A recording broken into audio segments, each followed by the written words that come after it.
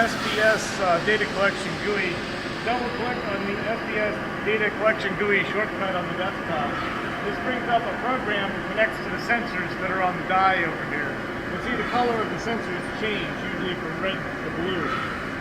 That's not critical though. Go ahead and press the start button. There's a start button on this. So you press the start button, and once that's going, it's waiting for a start event, which means over here it's waiting for the proximity switches to start running.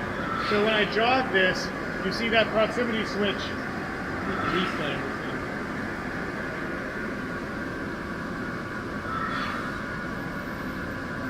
Okay, so that proximity switch is lit now, and on the screen it will say starting data collection.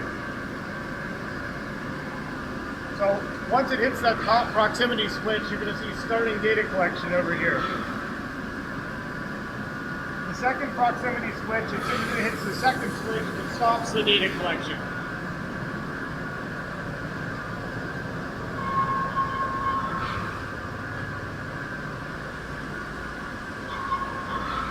And that's all there is to it. We'll cycle this a couple of times, you'll see it starts and stops.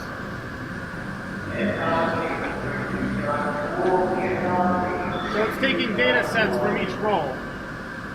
Whenever a die is replaced, hit the replace due to failure button. That puts a flag in the data with a timestamp so we know when the die was replaced. That's only for a failure. We want to be able to index when we have a failure. Otherwise, there are drop-down menus in this program to show what product you're running. You can select, the operator can select what product you're running from the list, what material, and what condition, either cold or hot. This machine's set up just to run warm, but on other machines it might be running hot. That's all there is to it. When it's done, hit stop, it'll shut down the sensors, and that's all there is.